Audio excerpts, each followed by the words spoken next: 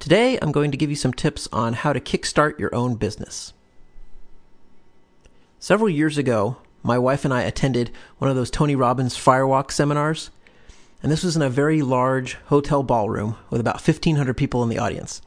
And one of the activities that Tony had us do was to play a group game of Simon Says.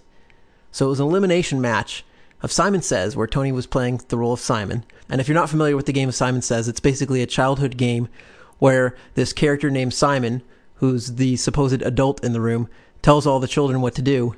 And you're supposed to do whatever Simon asks you to do, as long as he begins it with the words Simon Says. So if he says, Simon Says, raise your arm, you're supposed to raise your arm. But anything he tells you to do that does not begin with the word Simon Says, you're not supposed to do it. You're supposed to ignore it. So Tony created a bunch of additional rules too to make the game a bit trickier. And as we played this game over this room of 1,500 people, I ended up being one of two finalists. So Tony had me and this other finalist guy come up on stage, and for a few minutes he tried to trick both of us unsuccessfully. And eventually, I think Tony realized that he was using too much time on this game, and so he decided to speed things along. So he told both of us, using Simon Says, to face towards each other, stick out our tongues, and move closer and closer together to see who would flinch first. Well, that was one contest where I was exceedingly proud of my second place finish. Unfortunately, my wife wasn't able to witness my glorious on-stage appearance that night because she was at home nursing second-degree burns that she actually experienced the day before during the firewalk. But during those few minutes that I was up on the stage, looking out over that sea of people, I was thinking to myself, this isn't so tough. I could do this. It was kind of nice being up there in front of such a big audience. I thought to myself, I could be a professional speaker. And in fact, Tony had me so motivated that as soon as I got home from that seminar, I went right out and did absolutely nothing for 6 years. But if anyone asks, it's because it took me that long to recover from the deep emotional scarring I suffered as a result of that tongue incident. Finally, in 2004, I eventually got my personal development business kickstarted. And although I haven't done any paid speaking yet, I'm already earning enough money as a professional communicator to make a decent living. And what I want to do is share with you 3 simple pieces of advice I sort of learned through this process, since this is the second business I've actually started, and give you some ideas to kickstart your own business, especially a home-based business you might want to run part-time if you haven't already done so. Piece of advice number 1, work from your strengths. One of my key strengths is that I happen to be multilingual. I'm actually fluent, and not too many people know this, I'm actually fluent in over a dozen different languages. Of course, only one of them happens to be spoken by human beings, but that's okay, because there are probably more computers in the world than there are people today. See, instead of seeing my geekiness and the fact that I know a number of different programming languages as a weakness in being a communicator with human beings, I actually turn it around and exploit it as an asset. I see it as a strength. Now, I may not be able to put on a seminar right now like Tony Robbins can, but I can jump on emerging technologies like blogging or podcasting far faster than most other professional speakers can. And that gives me an opportunity to build an audience. And not just a local audience, but a global one. See, the world is full of technology consultants and personal development speakers, but there aren't too many tech-savvy personal development speakers. In fact, most of the ones I've met happen to be very technophobic. I've been very successful at that approach. It's working very well for me. I'm already generating income from it and being able to make a living from this after just being at it for 14 months. And many other professional speakers who get started take an approach that takes them much, much longer to reach the point of being able to make a sustainable income from it, because they apply the same strategy that everyone else is doing. So they're competing on everyone else's strengths, but not their own. So the key is, when you want to kickstart your own business, figure out what is your strength. And it doesn't necessarily even have to be a unique strength, but what is your strength? And consider how that strength can give you some unique opportunities. And also think about what minor talents you have that could become major strengths if you were to develop them. See, if you're just starting out right now in your 20s, and maybe you're in college, or you're fresh out of college, or you're even younger than that, maybe in high school, you may not have developed very strong abilities in certain areas that can be commercialized, that can be used to generate income for you. That's okay. But you probably have some suspicion of what you could become really good at if you were to apply yourself. See, when I started out running this type of personal development business, I didn't think I was at the pinnacle of where I would be, but I had a sense of I could get really good at this area. This is a field where if I applied myself, I figured I could definitely be one of the best in the world at it. Especially when I think forward 10 years, 20 years, 50 years along these lines. By applying myself, by working for my strengths, I have certain advantages that can work in the long run. So if you don't know what your strengths are, take the time to develop them. And if you can't think of anything, then you just need to go out and live a bit more. Experiment. Figure out what you are good at. Especially if you're in your early 20s, don't force yourself to try to come up with some major great strength right away. You may not have developed one yet. But start experimenting and see what you enjoy and see what you could become good at if you wanted to. And the seed of what you could become good at is what you enjoy most. Second piece of advice is to go with your gut. Learn to trust your instincts. When I first joined Toastmasters International and I told people that I wanted to go into professional speaking, I got lots of advice on how to do it. And then I went around and did the exact opposite. It's not that it was bad advice per se, but I recognized that what I was hearing was the wrong strategy for me. For example, people told me, one of the pieces of advice I got a lot was that people told me I had to pick a very focused niche. I couldn't just be a general personal development speaker. For example, I could speak on time management for entrepreneurs in the wedding business. And that would be it. That would be my niche. And that I would have no trouble building clientele and building an audience in that area if I really focused on that niche and became the best at it. Now that's good advice for many speakers. But on the internet, I could see that somebody with my technical skills had slightly different opportunities, and that I actually had a shot at creating a very popular personal development website that covered many different aspects of personal development. And I can see certain advantages with HTML being able to link different articles together that were topics that might be seemingly unrelated but had some overlap between them. So that by putting myself into a very tight niche, I might be just limiting opportunities, not only for myself, but also limiting opportunities to create value for other people. So why limit myself if it wasn't really necessary to do that? And this was a case where the advice I was getting from people who had far more experience was telling me one thing, but my instinct was saying something different. And I decided to trust my instinct, and I was very happy with the results I've been getting in that area. Another piece of advice I got from other speakers was to do lots and lots of speaking for free.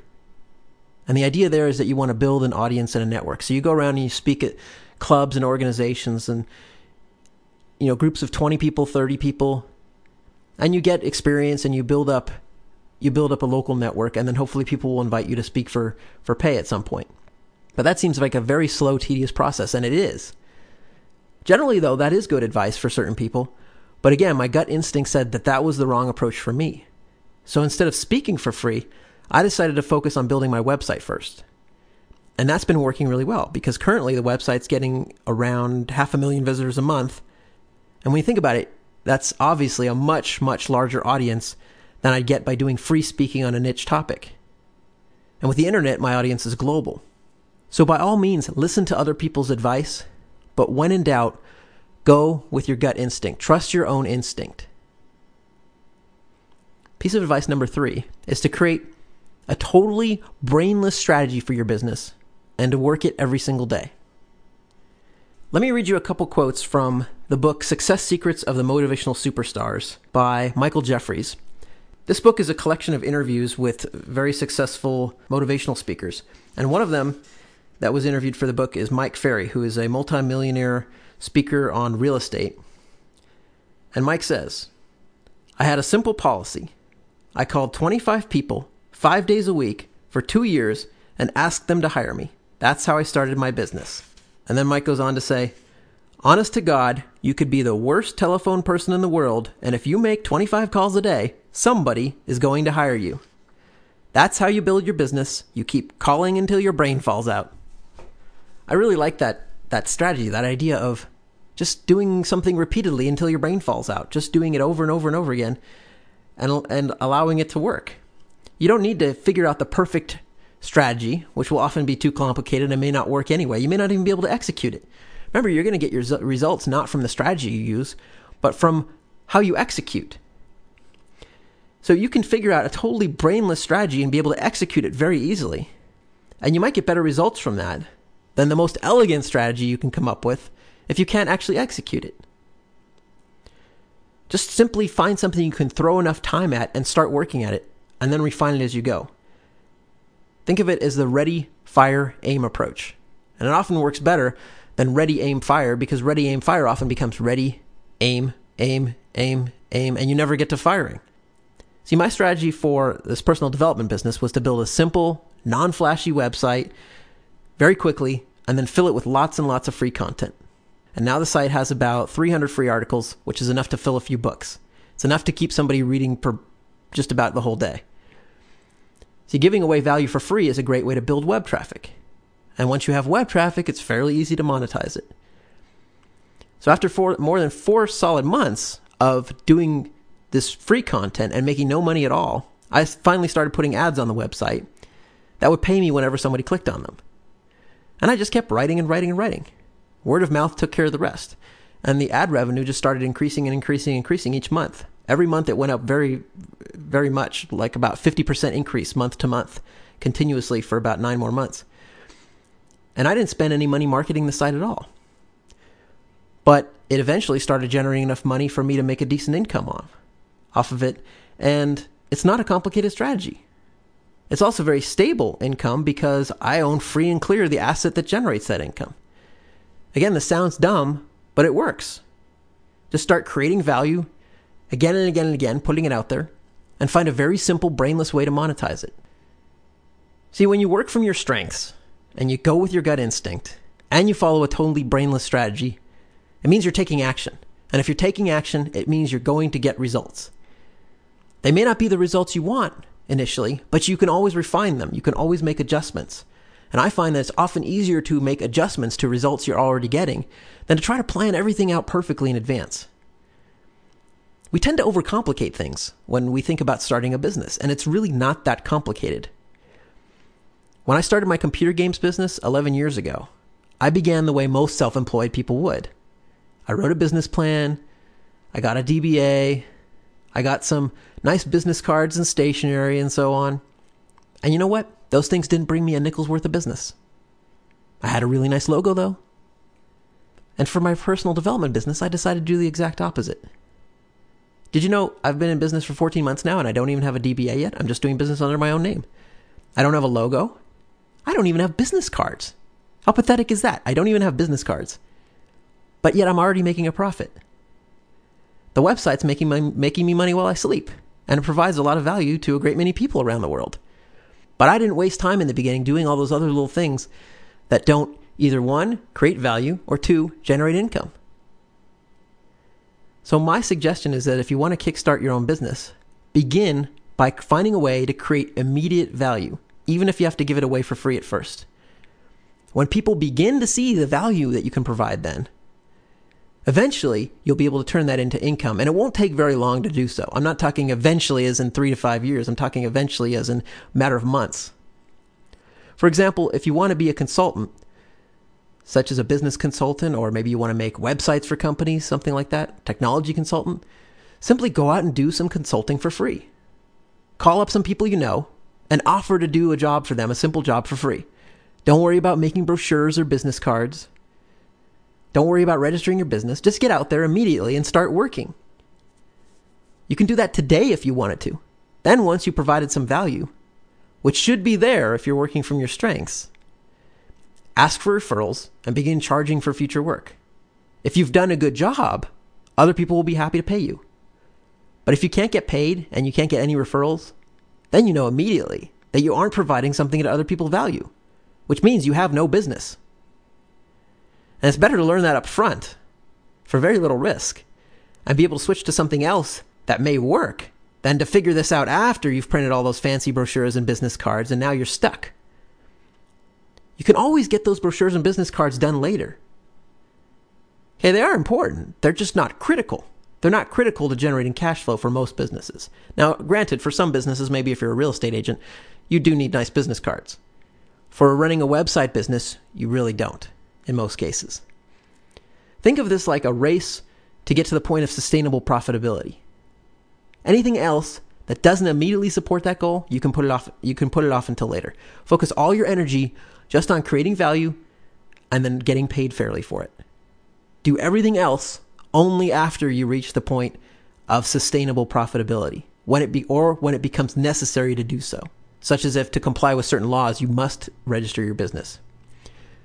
See, when it comes to kickstarting your own business, especially one that you might want to run out of your house or work on part-time, you don't have to start out perfectly. You don't have to create this massive plan. You just have to get moving. I'm not going to be buying Christmas presents for my family this year with a business plan. I'm going to be using the cash that my business has generated to do that. Which would you rather have?